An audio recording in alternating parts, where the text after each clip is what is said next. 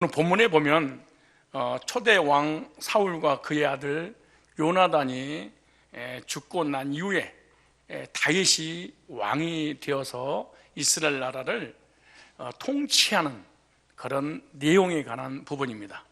그런데 이 사울 왕과 다윗과의 관계는 좋은 관계가 아닙니다. 원수 집안이고 원수 관계이기 때문에 그렇습니다. 언제부터 이런 원수 관계가 되냐? 그것은 열등감 때문에 일어난 그 상처로 인하여서 사울이 원수를 만들어 버리는 것입니다. 그 말씀을 좀 보면은 사무엘상 18장 6절에 왜 이렇게 원수 관계가 되어 버렸는지에 대해서 나오는데요. 무리가 돌아올 때 곧 다윗이 블레셋 사람을 죽이고 돌아올 때 여인들이 이스라엘 모든 성에서 나와서 노래하며 춤추며 소고와 경세를 가지고 왕 사울을 환영하는데 여인들이 뛰놀며 창하면서 사울을 쫓는 자는 천천히요 다윗을 쫓는 자는 만만히요 라고 하는 순간 그 말을 듣는 순간 사울이 상처를 받게 됩니다. 그리고 열등감을 갖게 됩니다. 그리고 비교의식에 빠져버립니다. 그리고 자기 자신은 사라지고 사울 속에 다윗이 살아가고 있습니다. 사울 속에 하나님이 살고 자신이 살아야 되는데 하나님도 자신도 백성도 없습니다. 오직 한 사람이 자기 자신을 일평생 동안 비참하게 나락으로 몰아가도록 하게 된 것입니다. 그러면서 뭐라고 말씀하냐 그러면은 사울이 이 말에 불쾌하여. 열등감이 많은 사람은 상처를 잘 받습니다. 여러분요, 열등감은 사람을 성장하게 하죠. 대부분 사람들이 열등감을 가지고 살아갑니다. 그러나 그 열등감이 자기를 성장시키는 도구로 사용하지 않아요. 예를 들어서 다른 사람이 나보다 지식을 더 많이 가지고 있어서 무엇인가 나를 가르쳐주면은 너 잘났어 그러고 비방하고 정죄하고 열등을 받지, 나도 저 사람처럼 노력해서 발전을 시켜야지 라고 하지 않습니다. 다른 사람이 돈이 많으면은 돈이 많은 것을 자랑하면 나도 최선을 다해서 살아가야지 라고 해야 되는데 그 돈 많은 그 사람에 대한 열등을 먹고 상처를 받고 고통스럽고 괴로워하게 되는 것이죠. 열등감이 없는 사람 없을 수 없습니다. 다 있죠. 그런데 나를 성장시키는 하나의 동기가 된다면 얼마나 멋있는 인생을 살아가겠습니까? 그런데 이 사람은 왕이에요. 그런데 다윗 때문에 열등감을 갖게 됩니다. 그러고 난 다음에 자기 인생은 사라지게 되죠. 그래서 일평생 동안 사울이 살아가는 그 삶에 있어서 누구 때문에 다윗이 나 인생을 망쳤다라고 생각합니다. 여러분, 너 역시 그럴 수 있습니다. 우리 부모님 때문에, 대한민국 때문에, 경제인 때문에, 정치인 때문에, 목사 때문에, 장로 때문에, 집사 때문에, 누구 때문에 하면서 내 인생은 사라지고 나의 주인에서 다른 놈이 살아가는 거죠. 얼마나 불행할까요? 여러분은 행복을 누리지 못하는 것은 누구 때문입니까? 누구 때문이기 전에 그걸 과정을 통해서 성장하고 싶은 생각은 없습니까?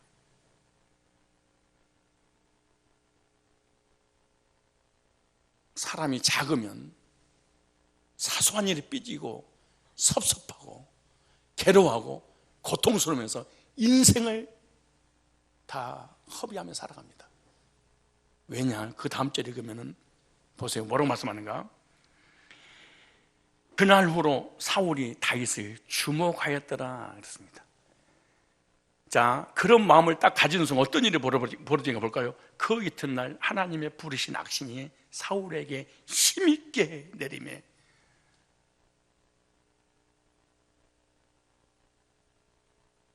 사람이 상처가 심하면 사단 역사에서 그 사람을 지배해버립니다. 그리고 하나님께서 세운 이 왕의 특권과 은혜들은 다 망가게 버린 채 비참한 인생을 그 상처가 자기를 끌고 가는데 사단이 역사해버립니다. 그래서 불행하게 사는 사람들은 다 누구 때문입니다 이럽니다. 아내 때문에, 남편 때문에, 자녀 때문에, 부모 때문에, 누구누구 때문에. 그럴 수도 있습니다. 그것이 오래가면, 한 사람에게 집중하면 사단이 내 인생을 뺏어가 버립니다. 근데 보세요, 뭐라 그러는가? 그 이튿날 하나님 부르신 악신 사울을 힘있게 내림에 그가 집 가운데 야로하는 거로 다윗이 평일 가지고 손으로 수금을 타는데 때에 사울의 손에 창이 있더라. 왕은 창을 가지고 있으면 안 됩니다. 왜냐? 군인들이 다 막아주니까. 얼마나 불안했을까요? 얼마나 두려웠을까요? 그가 스스로 이르기를 내가 다윗을 벽에 박으리라 하고 그 창을 던져서 다윗이 그 앞에서 2번 피하였더라. 여호와께 사울을 떠나 남을 미워하고 누구 때문에 라고 인생을 살아가잖아요. 그러면 그 사람에게 하나님께 은혜를 거둬가 버립니다. 전부 다 남편 때문에, 아내 때문에, 부모님 때문에, 자녀 때문에, 누구 때문에.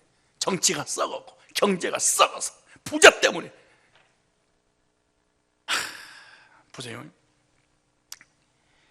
하나님께서 사울을 떠나. 작은 사람을 하나님이 안 씁니다. 그래서 잘 삐지고 섭섭하고 연약한 사람은 교회에서 절대 일꾼의 일을 못합니다. 감당을 하다가 때려쳐버립니다. 왜? 삐져서. 사무엘상 18장 29절 보니까 사울이 다윗을 더욱 두려워하여 평생의 다윗의 대적이 되니라. 평생 다윗을 아무것도 안 하고 가만히 있어. 그냥 하나님을 찬양하는 것밖에 없어. 하나님 주권 인정하는 것밖에 없어. 그게 속이 상하네. 여러분, 은혜가 떨어지면요, 은혜 받은 사람 꼴보기 싫어 죽으려고 그래. 못 삽니다. 웃는 것도 싫어. 꼴보기가 싫은 거야 이게. 그런데 사무엘상 19장 9절에 보니까 사울이 손에 단창을 가지고 그 집에 앉았을 때 여호와의 부르신 악신이 사울에게 접하였으므로 다윗이 손으로 수금을 칠 때 사울이 단창으로 다윗을 벽에 박으려 했으나 그는 사울의 앞에 피하고 사울의 창은 벽에 박힌 채 다윗이 그 밤에 도피하며. 그래서 나마나요스로 도망을 갔더니 거기까지 군대를 파송해서 보냈는데 다윗을 만나려고 가자마자 하나님께서 감동시켜서 온수의 마음을 녹여놨죠. 그러니까 사울이 직접 찾아가서 죽이려고 군대를 모으고 왕이 직접 한 명을 죽이려고 나섭니다.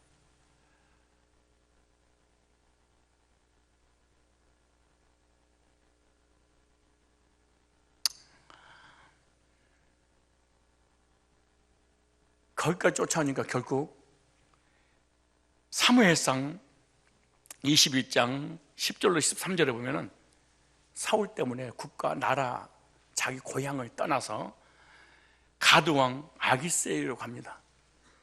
그런데 자기 나라를 물리친 적국에 장수가 왔다고 하는 소리를 듣는 순간 사람들이 죽이려고 하니까 미친 사람처럼 행동을 합니다.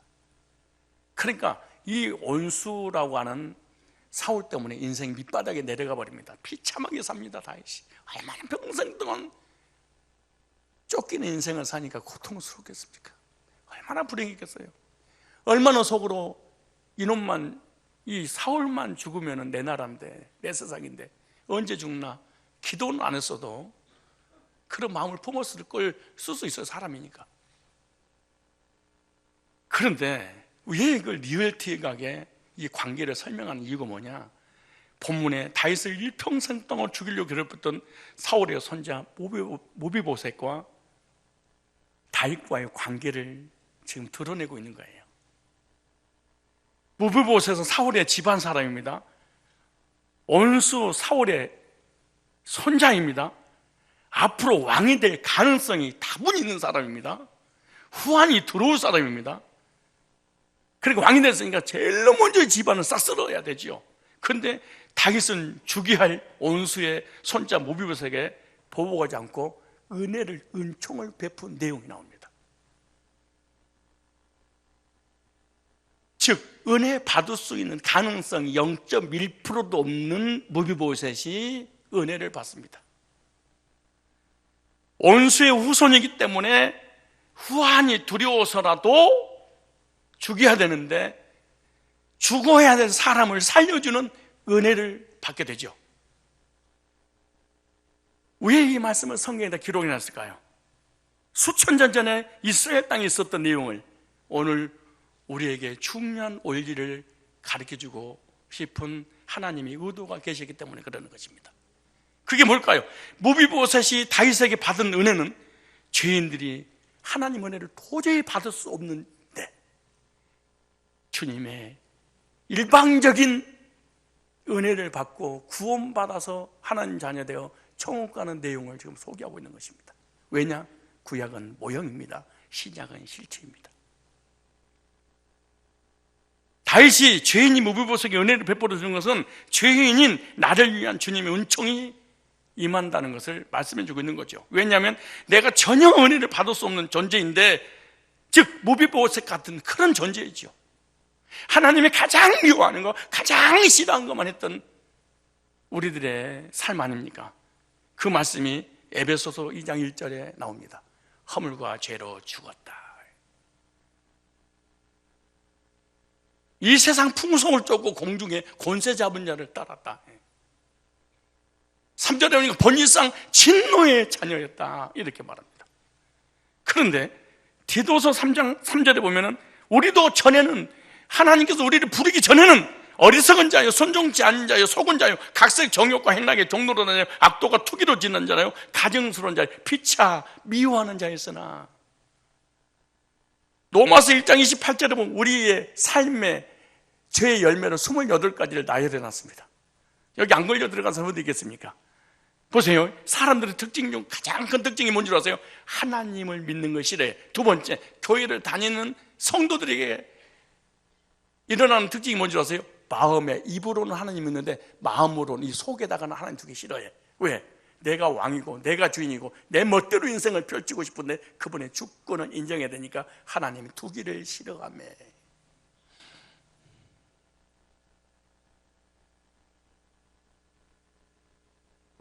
교회 다니면서도 실제로 하나님 안 믿고 싶은 거야. 그러니까 지옥 있다고 하니까 어쩔 수 없이 믿는 것이지 안 믿고 싶은 거야.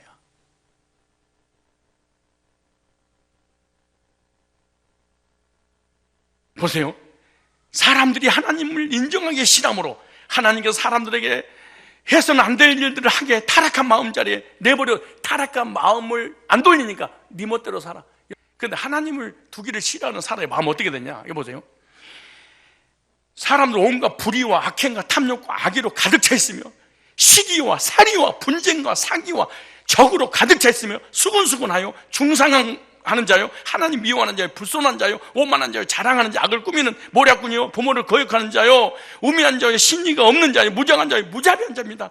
그들은 이와 같은 일을 하는 자들 죽어야 마땅하다는 하나님 공정하신 법도를 알면서도 자기들만 이런 일을 하는 것이 아니라 이런 일을 저지른 사람을 두둔하기까지 합니다. 동성애가 나쁜 겁니다. 그럼 동성애를 해서는 안 된다고 얘기를 하는데 자기는 안 하면서 동성애가 어때서 그래? 가슴 아픕니다. 나는 안 하더라도 당신 하십시오. 그리고 표를 던져주는. 공산주의가 안 좋은 거죠. 저는 민주주의 살아. 그러면서 공산주의가 어때서 그래요? 저는 민주주의를 누리면서. 이건 악이죠, 사실은. 도둑질 했어. 근데 저는 도둑질 안 해. 그럼 도둑질 하는 사람 얼마나 힘들면 도둑질 하겠어요? 악한 거죠, 사실은. 여기 나오잖아요. 합법적으로 동성애를 인정할 것이다, 딱 나오잖아요. 그렇게 악이다, 악이. 이 시간 우리는 이런 모습으로 살았던 모비보셋과 같이 오늘 우리들의 하나님을 떠난 죄인들의 상태를 가지고 있는 인간과 주님의 관계를 말씀을 통해서 깨닫고 싶습니다. 왜냐? 다윗은 예수 그리스도를 예표하는 인물로서 구속사의 그림자입니다. 그래서 마태복음 1장 1절에 아브라함과 다윗의 자손 예수 그리스도에 계시라. 다윗은 예수님 모형이지요. 무비보셋은 하나님을 떠난 죄인들의 모습에 대한 모형입니다. 그래서 무비보셋에게 다윗의 은총을 베풀었는데, 첫째, 그럼 무비보셋은 누구인가 구체적으로 좀 보겠습니다. 무비보셋은 오늘 본문을 보니까 다리를 저는 장애를 가지고 있었다 이렇게 말합니다. 사무엘의 4장 4절을 보니까 사울의 아들 요나단에게 다리 저른 아들 하나가 있었으니 이렇게 말합니다. 이름은 무비보셋이라. 전에 사울과 요나단이 죽은 소식이 이스라엘에서 올 때 그의 나이가 5살이었는데 그 유목 안고 도망할 때 급히 도망가다가 아이가 떨어져서 절개했던 기가 막힌 말이죠.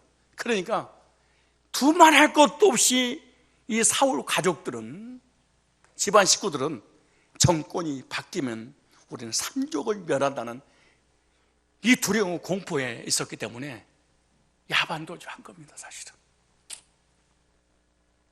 그러다가 어떻게 된 거예요?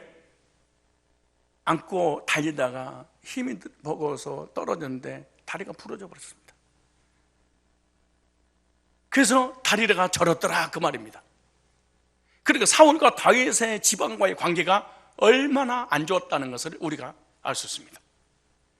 그런데 여기서 다리를 저는 장이다 할 때 이 단어가 히브리어로 나케라는 단어입니다.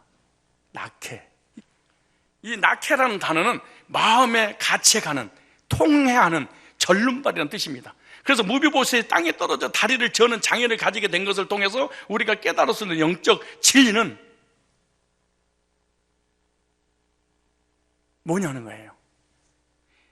먼저 알아야 될 것은 유대적인 배경을 알 필요가 있습니다. 유대인의 개념에는 장애가 없어야 정상인 사람이라고 취급합니다. 그런데 무비보셋은 이미 절름발이기 때문에 정상에서 벗어났다 그렇게 말합니다. 그러니까 정상인과 비정상인인 사람이 있는데 이 사람은 절므로 인해서 유대인에게 뭐예요? 비정상인 사람으로 낙인 찍힌 거예요.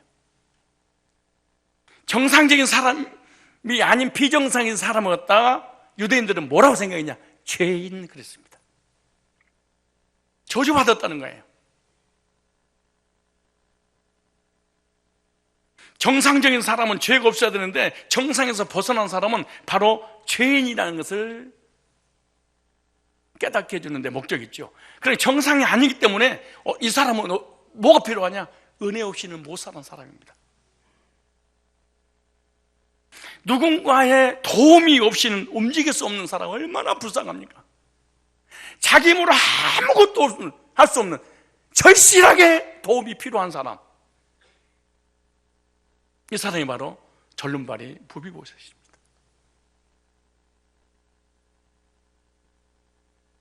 생사하가 화복이 자기한테 줘지는 것이 아니라 상대방에 의해서 결정될 수밖에 없는. 또 하나 무비보셋 누군가 볼까요? 오늘 본문 3절에 이렇게 말합니다. 사무엘하 9장 4절 5절에 보면은 3절부터 왕이 가로되 이 절름발이고 자기 힘으로 아무것도 할 수 없을 뿐만 아니라 어디서 이 사람이 살고 있는가를 볼까요? 왕이 가로되 사울의 집에 남은 사람이 없느냐? 내가 그 사람에게 하나님 은총을 베풀게 하노라. 시바가 왕께 구하되 요나단 아들 하나가 있는데 절뚝반이다. 왕이 저에게 묻되 그가 어디 있느냐? 시바가 왕이 구하되 노두발 암미엘의 아들 어디에? 마길의 집에 있나이다. 다윗 왕이 사람을 보내어 노두발 암미엘의 아들 마길의 집에서 저를 데려오니 이렇게 말합니다. 다윗 왕이 시바에게 명령하는데 무비보셋이 어디 있느냐? 마길의 집에 있습니다. 마길의 집에서 뭐 해라? 데려와라. 그래서 다윗 왕궁으로 이 사람을 데려오죠. 성경은 왜 마길의 집에 무비보셋에 있었는지 자세하게 우리에게 알려주고 싶은 거예요. 자세하게 너 독자들아, 성산교 교인들아, 이 시대 모든 인간들아, 왜 왕의 손주가 도망가요? 다리가 부러져서 절다가 결국에는 마길의 집에 있을 수밖에 없는 줄 아느냐? 너는 어떤 상태냐? 이걸 우리에게 알려주고 싶으신 거야. 왜 네가 직장생활 하는 줄 알아? 왜 네가 감옥에 들어간 줄 알아? 이 너에게 왜 저주가 오고 고난이 오고 고통이 오는 줄 알아? 그런데 이름에 나와 있습니다. 마길. 마키르라는 단어인데요, 이 단어는 마카리에서 샀습니다. 노예가 되다, 노예 생활합니다. 팔리다, 팔려갔습니다.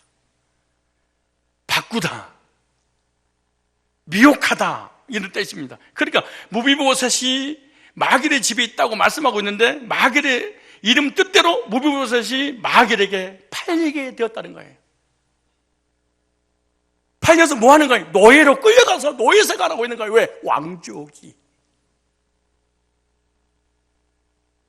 그렇다면 우리는 무엇을 깨달아야 됩니까? 우리를 또 무비보셋처럼 우리의 의지와 상관없이 언제로 인해서 죄악과 사망에 팔려 사망의 왕노로 당하면서 죄의 노예의 삶을 살고 있었다는 것을, 또 있다고 하는 것을 깨닫게 하시는데 성경에 의도가 있는 거예요. 사탄의 미혹에 빠져 결국 아담이 선악과를 알게 하는 나무 실과를 먹음으로 죄에 팔리게 되었고 생명을 사망으로 바꾸게 되지 않았냐? 평생 동안 세상의 노예, 죄의 노예, 육신의 정욕, 안목의 정욕, 이생의 자랑에 팔려서 평생 동안 종살이하며 살고 있는. 그래서 무비보셋은 자신의 힘으로는 절대로 마길의 집에서 나올 수 없단다. 왜? 노예로 팔려가기 때문에. 착하게 살든 선하게 살든 의롭게 살든 돈을 아무리 거기서 노예 생활 돈을 많이 벌든 마길의 이 권세에서 빠져날 수 없단다. 우리들도 내 힘으로 절대로 제 문제 해결할 수 없단다. 절대로 저주 문제 해결할 수 없단다. 절대로 불행의 문제 해결할 수 없단다. 절대로 사단의 권세에서 나올 수 없단다. 절대로 지옥에서 나올 수 없단다. 네가 아무리 착하게 살고 선하게 살고 율법을 지키고 도덕적으로 윤리적으로 온갖 행위를 다 해도 안 된단다. 왜? 이건 영적인 죄이기 때문에 그렇단다.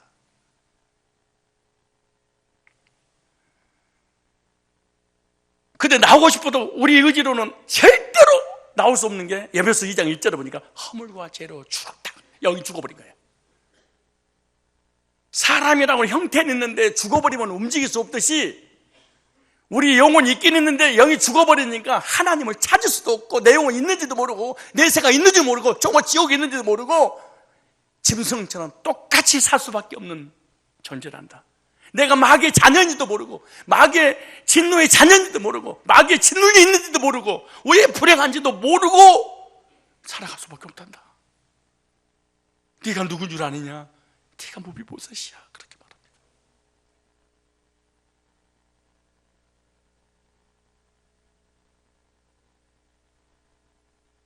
로마서 5장 12절에 이렇게 말씀합니다. 그러므로 한 사람으로 말미암아 죄가 세상에 들어오고 죄로 말미암아 사망이 들어왔나니 이와 같이 모든 사람이 죄를 지었으므로 사망이 모든 사람에게 이르느니라. 그래서 이 모든 사람이 죄를 지고 죄 때문에 저주받고 죄 때문에 죽고 모든 사람이 그래서 지옥 간다는 거예요. 내가 인정하든 안 하든 5살 먹은 이 어린아이가 노예로 팔려가든 안 팔려가든 알든 모르든 인정하고 싶든 안 하든 절름발이요 이미 팔려간 존재가 되어버려서 지 의지하고 관계없이 5살 먹은 아이가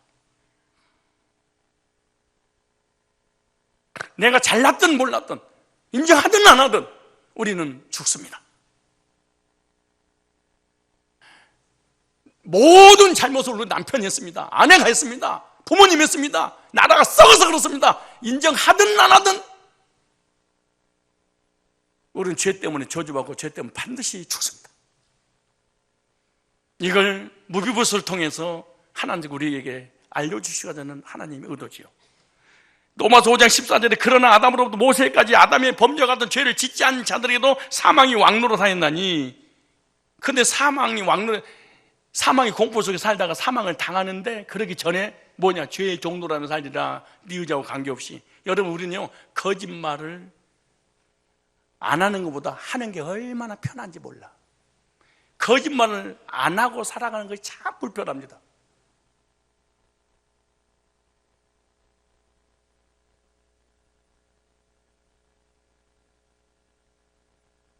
여보 나 월급 200만 원밖에 안 되는데 지금 당신 입은 옷 그거 새 옷인데 어디서 샀어? 그랬더니 백화점에서 금방 사오놓고 하는 내 친구 그 한국에 옥순이 알지? 걔가 줬어.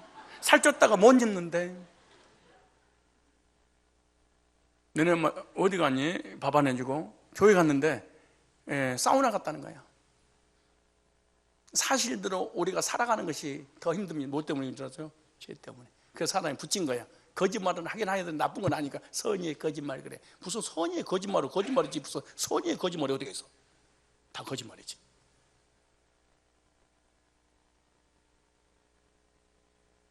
그래서 로마서 6장 16절에 너희 자신을 종으로 내주어 누구에게 순종하든지 그 순종으로 받는 자의 종이 되는 줄 너희가 알지 못하냐? 혹은 죄의 종으로 사망이 이르고. 하나님을 떠나 범죄한 우리 인간은 전부 다 죄의 종으로 하다가 진노 가운데 절대로 행복이라는 단어 없는 채 불행하게 살다가 영원히 지옥 가는 게 이 모비보스의 인생, 우리의 인생 아니겠습니까?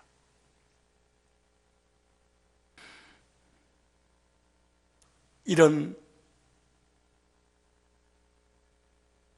의지하고 자기 자신의 의지하고 관계없이 남의 도움 없이 못 사는 절름발이 그것도 하다 못해 노예로 끌려 팔려갔어. 자유가 없어. 그런 인생이 우리들의 인생이라고 성경이 이렇게 말씀을 하고 싶으신 거야. 그런데 이런 무비보셋이 다윗에게 두 번째 어떤 은혜를 받았나 그게 중요해요. 그렇다면 오늘 이런 인생 가운데 어떤 은혜를 받았는가 주님께서 말씀해 주고 싶으신 거야.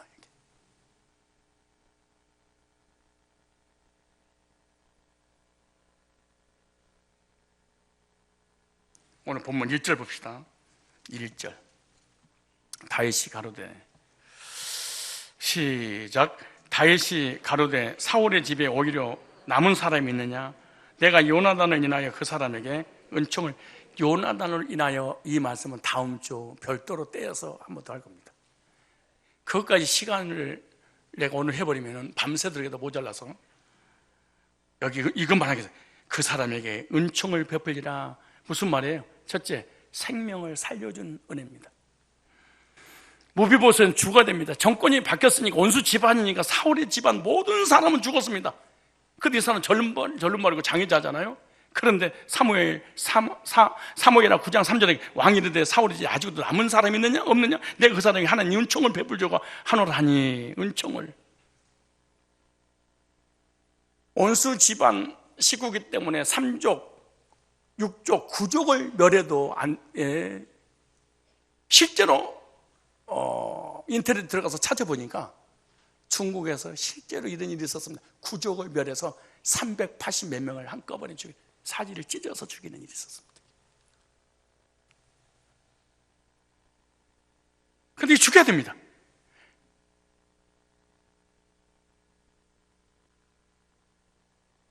그런데 죽어야 될 이 죄인을 다윗이 은혜를 베푸고 생명을 주는 것입니다. 마찬가지죠. 저와 여러분들은 하나님을 떠난 죄인입니다. 그 죄인은 심판받고 죽어야 되죠. 지옥 가야 되죠. 그런데 죄인을 살려주시는 하나님의 은혜가 있습니다. 죽어야 될 사람을 죽이지 않고 살리는 것이 이게 은혜 아닙니까? 마땅히 죽어야 될 생명을 다시 살려주시는 하나님 은혜에 대해서 고린도전서 15장 22절에 이렇게 말합니다. 아담 안에서 모든 사람이 죽은 것 같이 그리스도 안에서 모든 사람이 삶 얻으리라. 하나님께서 아담을 창조하실 때 하나님의 형상대로 완벽하게 창조해 주셨잖아요. 그런데 우리 인간이 선악과를 따먹고 죄를 짓고 하나님 관계가 딱 깨져버렸죠. 사실은 우리는 정상인이 아닙니다.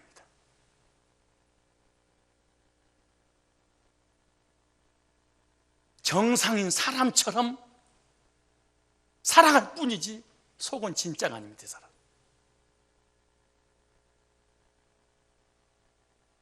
하나님과 함께 있었던 사람이 하나님 떠났지요. 의인이었는데 죄인이죠. 흥해야 될 사람이 망했지요.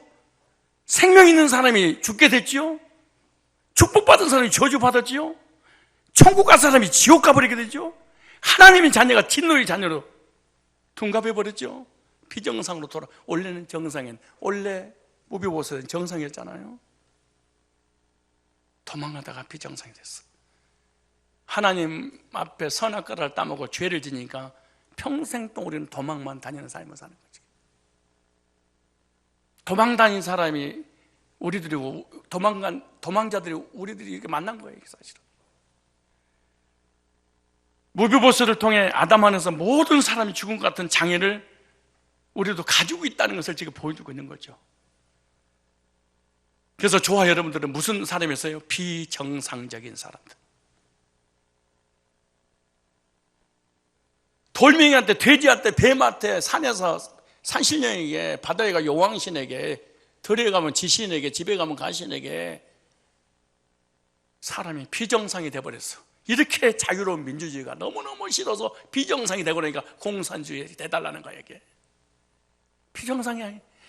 여러분, 이렇게 아름다운 성을 주셨는데 이 아름다운 부부의 성을 떠나서 동성연애를 해야 된다. 이거 합법하자.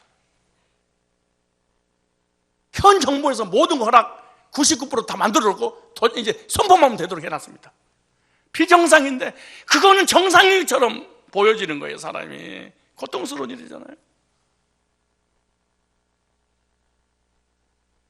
율법을 지켜서는 도저히 구원받을 수 없고, 선행으로 도저히 구원받을 수 없고, 직분을 맡아서 세례로는 도저히 구원받을 수 없는데 그것이 마치 구원받을 수 있는 것처럼 사람이 따라다니는 거예요. 이게 정상이 돼버리는 거예요. 이게 비정상적이니까 그러는 거예요. 이성이 제대로 되어 있지 않죠. 요즘은 비정상인이 정상인을 몰아내는, 은혜로 되고 행위로 안 되는데 행위로 된다는 쪽이 더 많이 생겼고, 구원받으면 구원이 취소 안 되는데 취소된다는 쪽이 더 많아지고, 내가 성화될 수 없는데 성화될 수 있다고 생각을 하고, 이 사람 더 많아. 창조론보다 진화론 믿는 자가 더 많아져 버렸고, 이성이 파괴돼 버린 거예요. 비정상이죠. 뭐처럼? 무비보스처럼. 걷는 것도 불편하고 자기 뜻대로 되지 않고 남의 도움 받아야 살아가는 이 무비보셋. 우리도 아담 안에서 불신앙이 있기 때문에 늘 불편하게 살아가. 따라 불신앙은 사람을 불편하게 한다. 여러분, 우리의 인생이 불편한 줄 아세요? 왜 행복 안 한 줄 아세요? 그 이유는 불신앙에서 그래. 하나님 관계가 차단됐기 때문에 여러분 삶도 늘 불편해. 모든 게 못마땅해. 왜냐? 하나님을 만난 적이 없어서 그러는 거예요.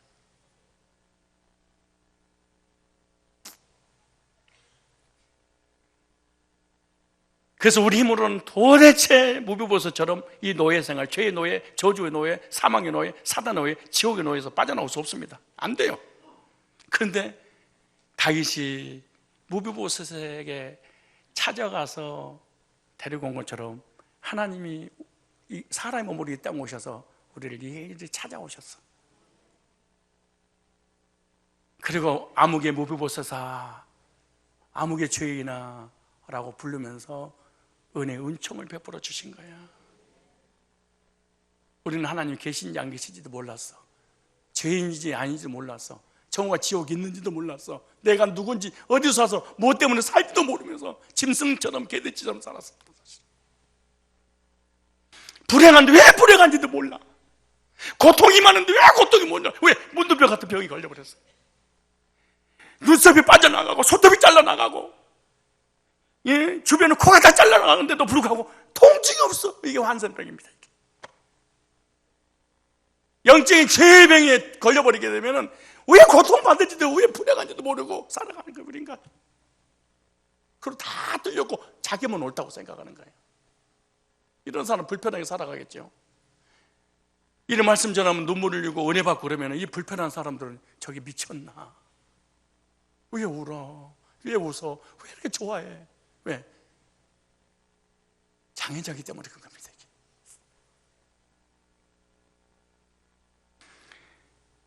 그래서 그리스도께서 십자가에 죽으시고 부활하심으로 우리에게 생명을 주셨잖아요. 고린도서 15장 45절 보니까 기록된 바 첫사람 아담은 생명이 되었다는 것 같이 마지막 아담은 살려준 영이 되는, 무슨 말이냐? 첫사람 아담은 생명이 되어, 즉 육적인 생명을 주었지만, 그 말입니다. 이미 죄로 인하여 죽었던 영혼을 살리는 분은 바로 영적인 생명을 주신 분은 그리스도란다. 이걸 바울이 지금 말씀하고 있는 거죠. 아담이 나에게 생명을 줬으니까 육적으로 이 땅에 삽니다. 그러나 하늘에서 살 수 있는 생명을 공급받지 못하면 이 땅에서 잘 먹고 잘 살았지만 하늘나라는 갈 수 없습니다. 안 됩니다. 내가 제조훈련하면서 그런 얘기를 했죠.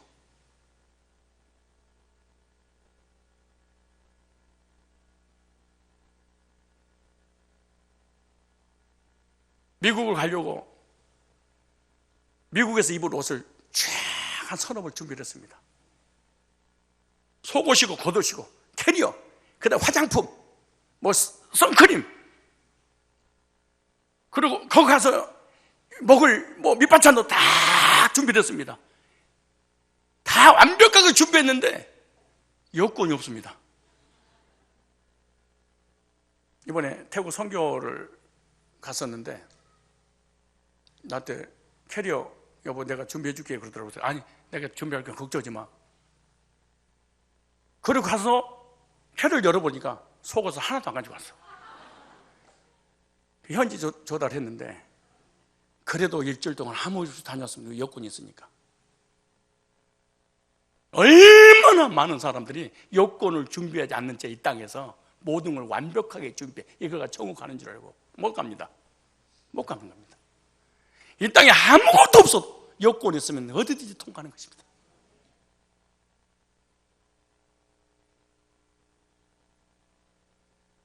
무비보스의 힘으로는 절대로 은혜를 받을 수 없습니다. 바로 죄를 지은 나의 모습을 그대로 지금 표현하고 있는데 우리 힘으로 안 되니까 에베소 2장 5절에 허물과 죄로 죽었던 너희를 그리스도께서 살려주셨다 이렇게 말합니다. 죽어야 될 사람에게 안 죽이고 생명을 주시는 것이 은혜라는 것입니다. 또 하나 어떤 은혜를 다윗이 무비보스에게 주었는가? 그렇다면 하나님이 나에게 뭘 주셨는가? 두 번째입니다. 미갈의 집에서 데리고 와서 기업을 상속시켜 줍니다. 이야, 기가 막힌 말입니다. 여기 보니까 중요한 핵심이에요. 데려오니 그렇습니다. 노예에서 저주에서 평생 동안 멸망을 당할 수밖에 없는 그런 사람에게서 데려옵니다. 여기서 그를 데려오니 말이 낙하으라는 단어인데요, 택하다, 데려오다, 옮겨가다, 찾아내다 이런 뜻입니다. 그러니까 다윗은 미갈의 집에서 무비보스를 찾아서 데리고 와서 어떻게 기업까지 물려줍니다. 그러니까 생명과 은혜만 받는 게 아닙니다. 지금 무슨 말이냐? 보따리, 이게 살기가 너무 힘들어서 물에 빠져 죽으려고 자살했더니 끄집어내줬더니 이 사람이 보따리 주세요 그러더니 보따리까지 주었다는 거예요. 하나님께서 예수님을 통해서 우리에게 영적인 생명만 준 게 아니고 생명 주신 것도 감사한데 천국을 상속권자가 만들어줬대. 왜 은혜입니까 사실은? 만약 이런 은혜에 대한 감기가 없는 사람은 실제로 그리스도인이 아닙니다. 기독교라고는 종교인 될 수 있지만은 절대로 천국 갈 수 있는 상속권자는 될 수 없겠죠. 우리가 이것을 통해 깨달을 수 있는 것은 다윗이 무비보셋을 마길의 집에서 데려오고 기업까지 물려준 것처럼 나도 사망에서 빠져나올 수가 없는데 주님이 찾아오셔서 빠져나오게 하시고 주님께 직접 불러내어서 상속까지 하늘나라를 주셨습니다. 죄악에 팔려 사망이 왕노를 하고 있었던 나를 선택하시고 죄악의 자리에 있는 나를 찾아오셔서 죄악에서 끌어내주시고 천국을 주셨는데 골로새서 1장 13절에 그가 우리를 흑암의 권세에서 건져내사 저주의 지옥의 노예에서 건져내고 끝나는 게 아니에요. 그의 사랑의 아들을 나라로 옮기셨으니 그 아들 안에서 우리가 구속고 죄사함을 얻었도다. 다윗이 무비보셋을 데려온 것은 바로 저와 여러분들이 예수 그리스도를 통해서 은총을 받은 것입니다. 다윗은 근데 무비보셋이 살아있다는 얘기를 듣는 순간 어떤 거냐? 즉시 데려오라 이렇게 말합니다. 조금의 시간이라도 죄악의 저주의 불행의 자리에 있는 것을 하나님이 싫어하고 계신다는 걸 알고 있습니다.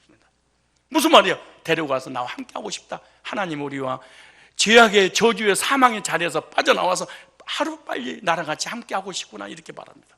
여러분, 죄 문제 해결되지 않는 이상은 하나님 함께 하지 않습니다. 주님께서 죄와 사망 가운데 고통받는 것을 즉시 나와서 주님 함께 있기를 원하십니다. 시편 30편 3절에 여호와여 주께서 내 영혼을 수월에서 끌어내 나를 살려서 무덤으로 내려가지 아니하게 하셨나이다. 40장 2절에 보니까 나를 기가 막힐 웅덩이와 소령에서 끌어내시고 내 발을 반석에 두사 내 이름을 견고하게 하셨도다. 구원의 은혜는 기업을 받는 은혜입니다. 모비보셋은 다윗에게 은혜를 받았는데 기업을 상속받았습니다. 오늘 우리들에게 하나님 베푸는 은혜가 뭐냐? 천국 상속받을 기업을 주셨습니다. 저와 여러분 근데 상속자는요 행위로 되는 게 아니에요. 자녀이면 돼. 그걸 상속받아서 상속권자 누구냐? 종은 안 돼. 자녀여야 돼. 자녀이면 돼. 종이 아무리 똑똑하고 열심히 일을 해도 종에게는 상속자가 안 돼. 근데 자녀는 행위로 되는 게 아니야. 태어나면 돼. 우리가 물과 성령으로 거듭난 순간 하나님 자녀예요. 자녀니까 상속시켜 주시는 거예요. 그래서 상속은 은혜로 받는 것입니다. 로마 4장 13절에 보니까 아브라함이나 그 손에게 세상의 상속자가 되려고 하신 언약은 율법으로 말면 천국은 율법을 지켜서 가는 게 아니야. 오직 믿음으로 가는 거다. 로마서 4장 14절에 보니까 만일 율법에 속한 자들이 상속자면 성화돼서 율법을 지켜서 행위로 구원받을 수 있다면 우리의 믿음은 헛거야. 지옥 간다네. 우리가 그리고 율법적으로 천국하게 될 거 아니냐? 잘못된 것 아니냐? 로마서 4장 16절에 그러므로 상속자가 되는 그것이 은혜에 속하게 하여 믿음으로 되나니 그랬어요. 로마서 8장 17절 보니까 자녀이면 또한 후사요 상속자요 그리스도 함께 상속을 받을 것이다. 예배서 3장 6절에 보면 이방인 우리도 이렇게 말해요. 복음으로 말미암아 그리스도 예수 안에서 함께 상속자가 되고 이렇게 말합니다.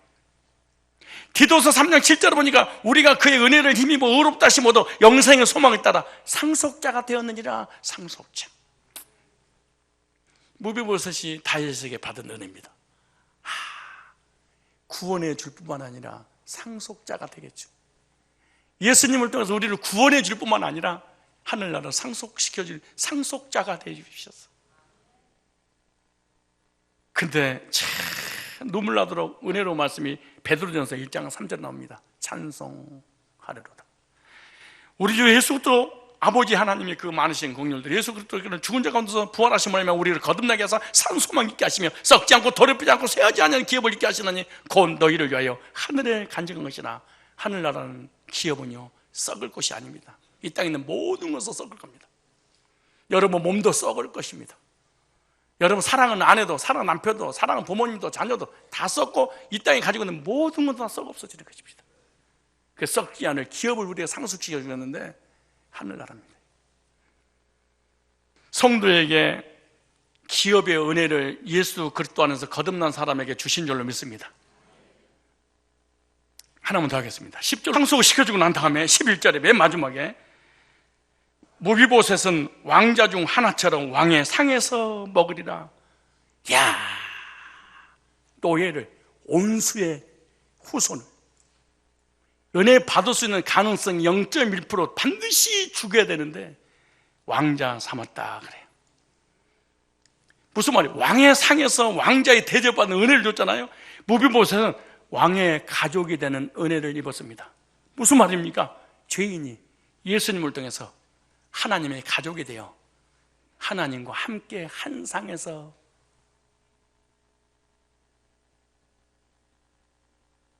한 가족으로서 살게 해준다는 걸 말씀하고 있는 거예요. 그래서 성경에 우리를 자녀라는 단어가 많이 나와. 요한복음 1장 12절에 영접하는 자, 곧 그 이름을 믿는 자들에게는 하나님의 자녀가 되는 권세를 주셨어요. 하나님 자녀 되는 것은 혈통으로 육적으로 사람의 뜻으로 난 게 아니야. 오직 하나님께로 난 자들이다 그렇게 말합니다. 하나님의 자녀는요 구원받은 것은요 천국의 기업을 상속받은 것은요 행위로 되는 것이 아니라 뭘로 되는 거예요? 은혜로. 자녀가 되는 것은 뭘로 되는 것이다? 은혜로. 여러분, 이 말씀을 들으면서 여러분 자신 무비보셋이라고 생각하셨습니까? 무비보셋은 맞습니다. 나는 무비보셋입니다. 내 힘으로는, 선행으로, 율법으로, 내 힘으로는 도대체가 죄의 문제, 사망의 문제, 지옥의 심판의 형벌에서 해결할 수 없습니다. 그래서 다윗이 찾아와서 은혜를 베푸고 생명을 주고 기업을 상속으로 물려줄 뿐만 아니라 한 가족으로서 왕자 삼아주신 것처럼 하나님께서 나를 친히 찾아오셔서 일방적으로 즉시 죄에서 건져서 사망에 당하지 않고 천국을 상속시켜줄 뿐만 아니라 하나님의 자녀 삼아주신 것, 나 무비보셋 맞습니다. 주님, 다 무비보셋 맞습니다. 이런 사람은 실제로 거듭나서 천국에 갈 사람이지만 나는 무비보셋 아닙니다. 마땅히 나는 당당합니다. 이런 사람은 모든 완벽하게 캐리어의 준비를 다 준비했다 할지라도 여건 없이 외국 나간 사람처럼 이 땅에서 완벽하게 선행과 율법과 자기 행위와 자기 의를 완벽하게 준비했다 할지라도 이 사람은 절대로 사람 앞에 멋있고 우르고 정직한 사람이라는 말은 들을 수 있지만 천국은 절대로 갈 수 없습니다. 오늘 이 말씀을 듣고 하나님 맞습니다. 무비보셋에게 은총을 베푼 다윗의 그 역사는 하나님 나를 사랑하셔서 예수님을 통해서 은혜를 베푸시는 것으로 저는 압니다. 예수님을 나의 구주로 주인으로 왕으로 믿습니다. 영접합니다. 신앙 고백 믿음으로 드려서 주님과 함께 행복한 그리스도의 삶을 살다가 천국을 기업으로 상속받는 상속권자 되다 되시기를 주님 이름으로 축복합니다.